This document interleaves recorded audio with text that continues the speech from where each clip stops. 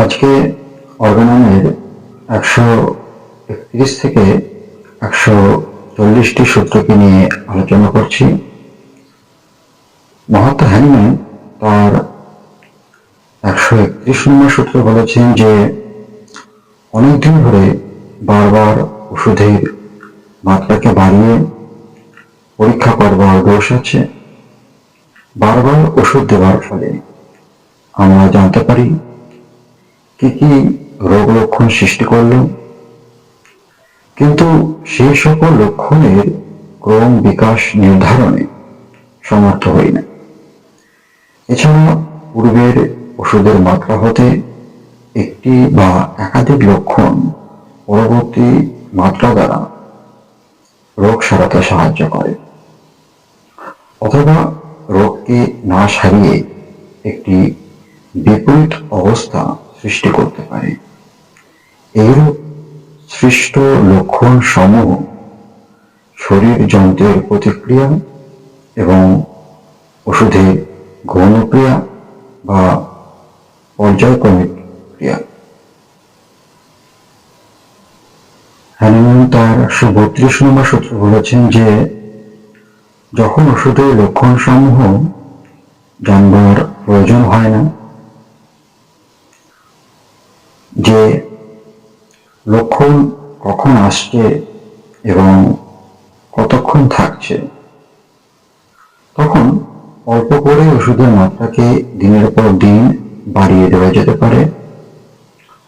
ওষুধ পরীক্ষাকারী যদি খুব অনুভূতিপ্রবণ হয়,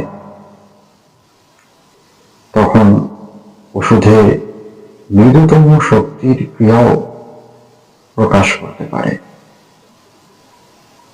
হ্যানিম্যান তার 133 নম্বর সূত্রে বলেছেন যে কোন ওষুধ খাওয়ার পর অনুভূতির দ্বারা সঠিকভাবে অবগতি হতে হবে রোগটি কখন বাড়ে, কখন কমে, দিনের কোন সময় কম বা কোন সময় বেশি হয় ইত্যাদি।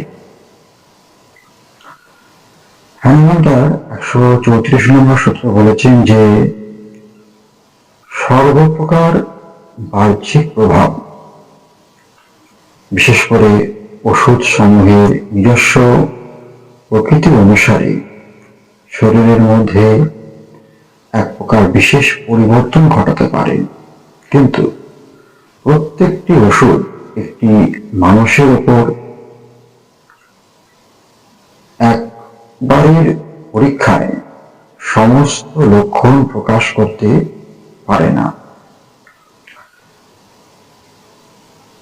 হ্যানিম্যান তার 135 নম্বর সূত্র বলেছেন যে যখন অনেক পুরুষ ও মহিলার উপর ওষুধ পরীক্ষার মানুষের স্বাস্থ্যের পরিবর্তন করবার সম্পূর্ণ শক্তির পরিচয় পাওয়া যায় আর নতুন কোনো লক্ষণ পাওয়া যায় না, তখন বলা যায় যে ওষুধ পরীক্ষা সম্পূর্ণ হয়েছে।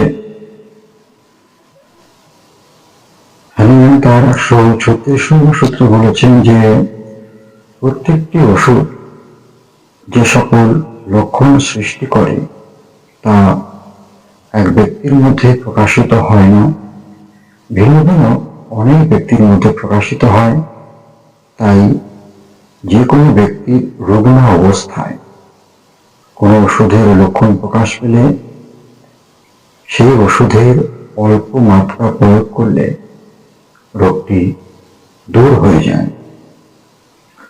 আর উনি 137 নম্বর অনুচ্ছেদে বলেছেন যে ওষুধের পরীক্ষায় পরীক্ষার্থী যদি সত্যবাদী, সংযমী এবং অনুভূতিশীল হয়, তবে একটি নির্দিষ্ট মাত্রায় ওষুধকে প্রয়োগ করলে পর্যবেক্ষণের সুবিধা হয়।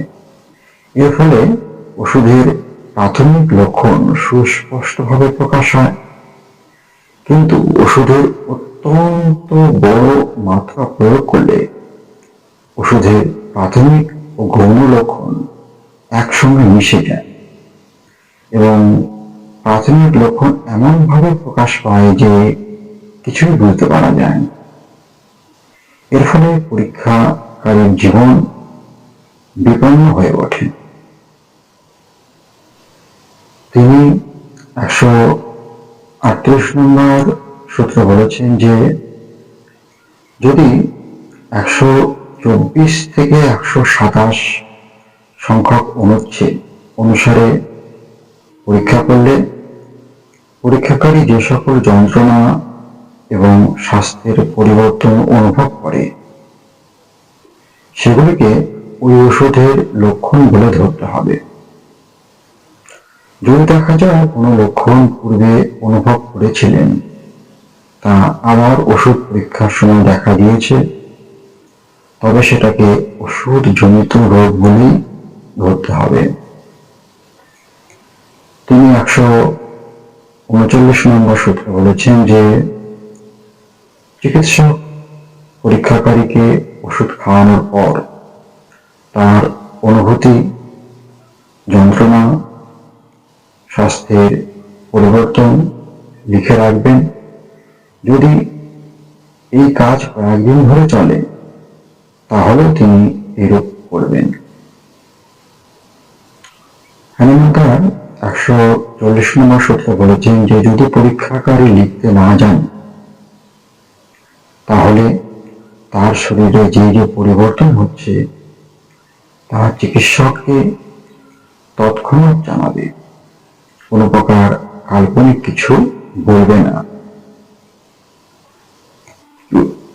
84 থেকে 99 পর্যন্ত অনুচ্ছেদে যে সকল নির্দেশিকা দেওয়া হয়েছে তা সতর্কতার সঙ্গে পালন করতে বলা হয়েছে।